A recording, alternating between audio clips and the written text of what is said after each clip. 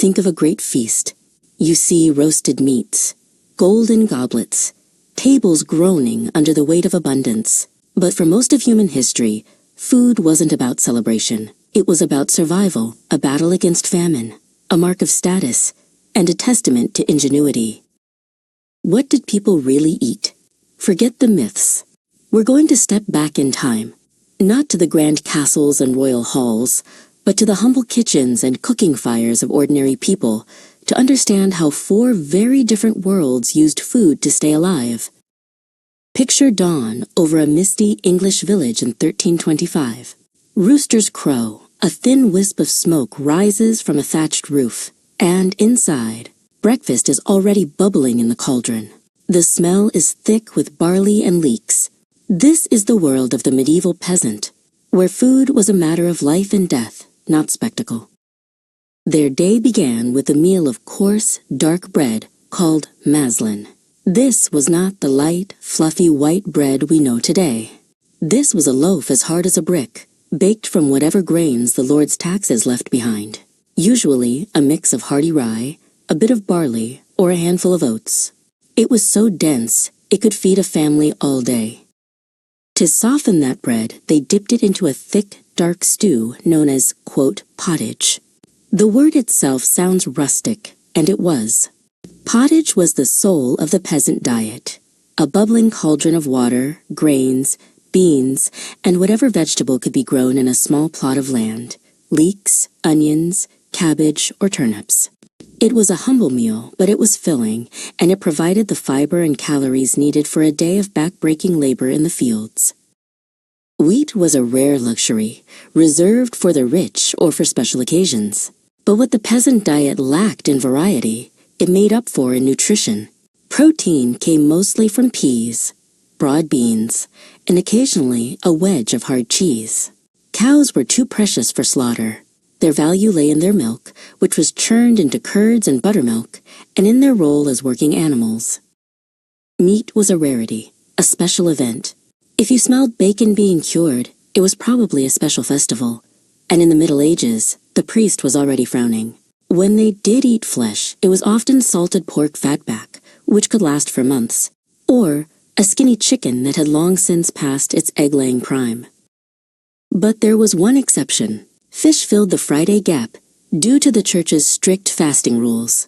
Pickled herring or freshwater eel gave them vital fats and nutrients, and because fishing was permitted even during fasts, it kept the rivers well stocked and provided a reliable source of protein for many.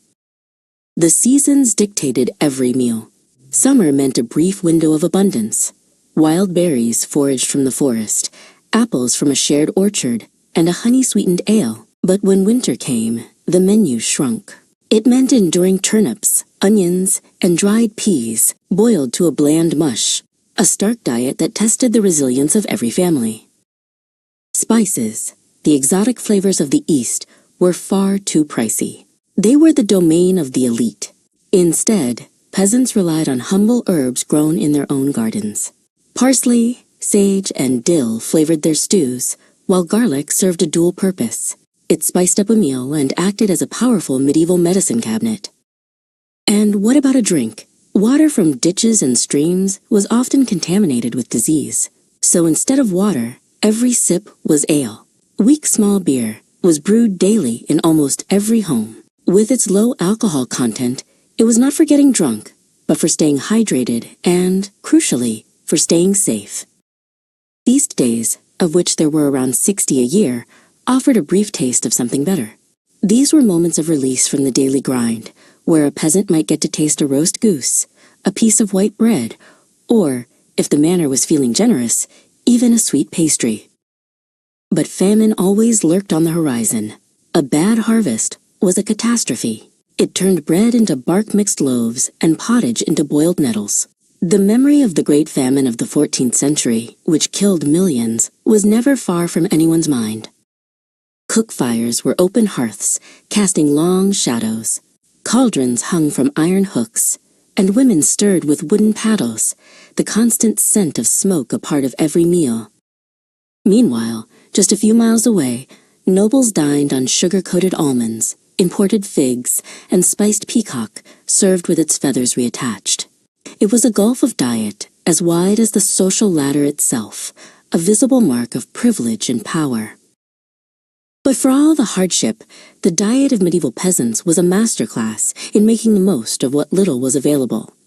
Their whole grains, fermented foods, and seasonal greens gave them a surprising level of nutrition, a quiet strength in an age of constant struggle. But medieval England wasn't the only place where diet told a story of survival. Travel east now to the fortified cities of medieval Japan during the Sengoku period, a time of constant civil war and battles between warlords. For the commoners, life was lived under a perpetual threat of violence, and food was a precious resource often taken by force. Here, rice was the heart of the diet, but rarely the fragrant white rice we prize today. For the peasants, it was a mix of brown rice or humble millet, often stretched with barley to make supplies last longer. Miso soup, a daily staple of fermented soybean paste dissolved in hot water, was the cornerstone of the meal, offering a salty warmth and a dose of protein. This was often accompanied by pickled vegetables, a brilliant method of preservation that allowed food to last for months without spoiling. Protein came from whatever could be caught in the rivers, small fish, and occasionally dried sardines. Meat from land animals was scarce, not just because of its value, but also due to the strong influence of Buddhism, which discouraged the consumption of four-legged animals. During lean years, when harvests failed and armies demanded their share, people showed a stunning resourcefulness. They ground bitter acorns into flour, boiling them to leach out the toxins, or made a simple porridge from chestnuts, masking the taste with miso or salt. The samurai elite, of course, dined differently. Their meals were a delicate art form. Bowls of fragrant white rice, grilled river eel, fresh daikon radish, and sweet red bean confections. Food, like their katana and their family crest, was a visible mark of their status, and in a time of war, peasants often surrendered their entire rice harvest to feed the armies that protected or oppressed them. Still, the fermented foods that were so central to the Japanese diet, miso, soy sauce, and pickled vegetables, protected their health, a quiet advantage in an age where malnutrition could kill faster than a sword. But the struggle to eat well during hard times was a universal human story, one that took on very different forms depending on the landscape. Cross now to 17th century Iceland, a place of long, dark winters and volcanic, unforgiving soil that tested survival to its very limits. Here, grain was a rare and costly import, a luxury almost unheard of for the average Icelander. Bread was almost unknown. Instead, the people lived on a diet dominated by the sea and the sky. Dried fish, seabird eggs, and skyr, a thick, cultured dairy product still eaten today. Preservation was not just a convenience. It was a matter of life and death. Fish and meat were dried in the harsh winds, smoked over turf fires, or even fermented underground in pits to last through the 6 months of winter darkness. It was a diet of extremes. Vegetables were incredibly scarce, but wild herbs like angelica were a precious commodity. They were gathered in the short, fleeting summer and valued not only as food but as a powerful folk medicine. And then there was a grim delicacy that has become a symbol of Icelandic survival: hakarl. This is fermented Greenland shark, a meat so toxic when fresh that it must be buried underground for months, then dried for a year, to become edible. It was a dish born of desperation, a flavor that modern palates would find shocking, but for the Icelanders, it was a lifesaver. In the short summer, they foraged for wild berries and rhubarb, making sweet soups to break the monotony of the dried and fermented winter meals. Feasts were rare, often tied to religious festivals, when a slaughtered sheep or a piece of whale meat might appear on the table. For Icelanders, survival meant respecting every scrap of food and learning to live with flavors and textures that no other culture would tolerate. It was a stark lesson in adaptation, a testament to the fact that humans will find a way to survive, no matter how harsh the environment. But what about the greatest empire the world has ever known? What did the ordinary people of a sprawling, sophisticated civilization eat? Our final stop is in ancient Rome, a city of 1 million people, a vast, complex society that had to feed its immense population every single day. Just like in medieval England, a vast gap existed between rich and poor, and it was never more visible than at mealtime. For the Roman elite, a feast was an extravagant, multi-course affair. They dined on exotic dishes like peacock tongues, flamingo, and dormice stuffed with spices. They drank fine imported wines and reclined on couches, their meals lasting for hours. A true show of wealth and leisure. But for the vast majority of Romans, the plebeians, life was very different. Their diet was built around 3 staples, which they affectionately called the Mediterranean triad: grains, olives, and grapes. Bread was their lifeblood. It was a hard, round loaf made of spelt or barley flour, often baked in communal ovens. The Roman state even subsidized grain, ensuring every citizen received a monthly ration, a gesture of social control as much as a public service. To go with their bread, they ate a variety of vegetables and legumes, lentils, chickpeas, and broad beans. The humble chickpea was a powerhouse of protein and a staple in every household. Their meals were flavored with garlic and a pungent fermented fish sauce called garum, a condiment that was as ubiquitous in ancient Rome as salt and pepper are today. Meat was not an everyday food. It was typically reserved for special occasions and religious festivals. Instead, they relied on fish, both fresh and dried, and the occasional piece of salted pork.